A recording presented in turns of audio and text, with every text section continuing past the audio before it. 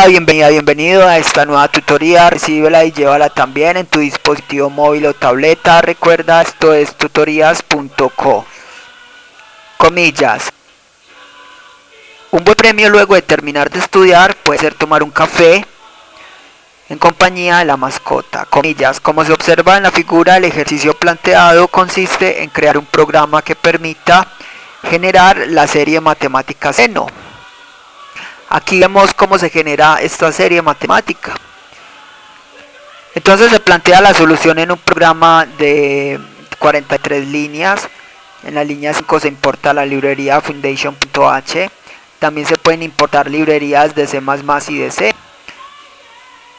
Veamos entonces la función ejecutar, líneas 17 a 30. Esta función recibe como parámetro dos valores de tipo entero, la cantidad de términos y el valor de x. En esta función, línea 19, una variable s recibe el valor de x. Y vamos a usar un ciclo, línea 21 a 27, que va a ir desde 2 hasta la cantidad de términos. Y allí lo que se va a hacer es entonces generar esta serie. Primero hay que entender que vamos a usar entonces una variable fac que va a permitir hallar el factorial del denominador. Observe que hay factoriales en el denominador. Estos factoriales son impares. Entonces, para evitar calcular el factorial por aparte, lo que se hace es calcularlo automáticamente en la línea 22. Observe que a fac le asigna lo que tiene fac por i por 2 menos 2 por i por 2 menos 1. Así se calculan y se van sumando automáticamente los factoriales de los denominadores. Y ya, para sumar todo el término en el acumulador S, hay que tener en cuenta que observe que la serie va sumando y restando, alternando los signos. Entonces, para solucionar esto usamos la variable i del ciclo for. Cuando la i sea par, restamos en la variable s. Y cuando sea impar, sumamos. ¿Y qué se suma? Todo el término, o sea, x a la n sobre n factorial. O sea, x a la i por 2 menos 1 sobre fac. Pau es una función que haya entonces potencias. Y al salir del ciclo se imprime entonces la proximidad de la función seno de x. Le invitamos a visitar la tutoría serie matemática seno en Turbo C.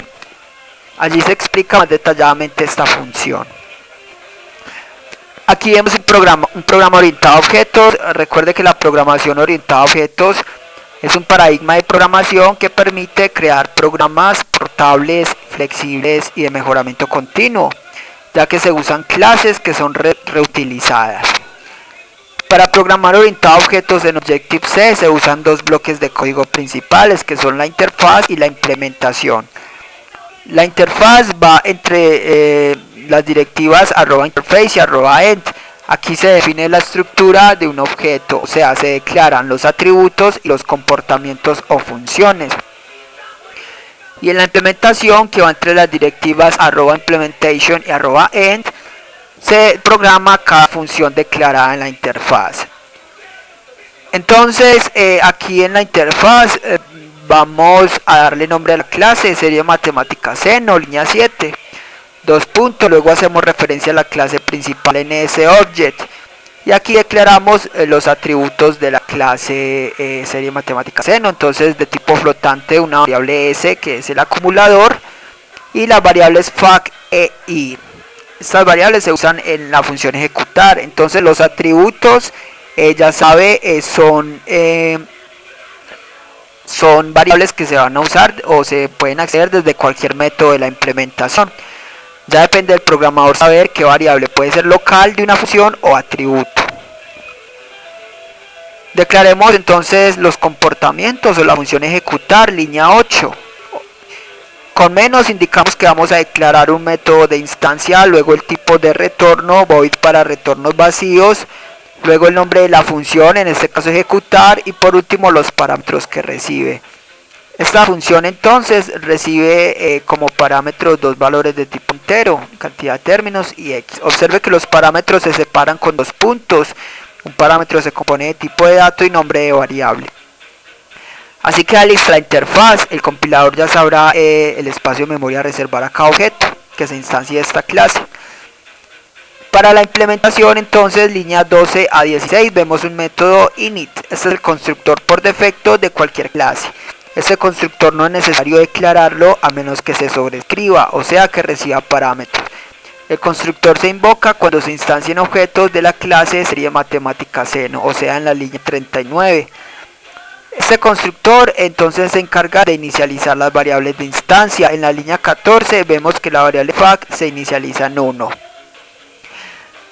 Con esto queda lista la implementación y la interfaz, o sea la clase de serie matemática seno. Para usar esta clase en otro archivo es más recomendable que usted programe la interfaz en un archivo con extensión .h, la implementación en otro archivo con extensión .m y luego importarlos. Con eso se evitaría copiar y pegar todo el código. Entonces aquí vamos a instanciar objetos para usar esta clase. Eso lo hacemos en el main, línea 32 a 43. Recuerde que el main es el método de inicio del programa. Entonces en el main primero obtenemos el valor de x y la cantidad de términos. Y luego en la línea 39 creamos un puntero llamado obj.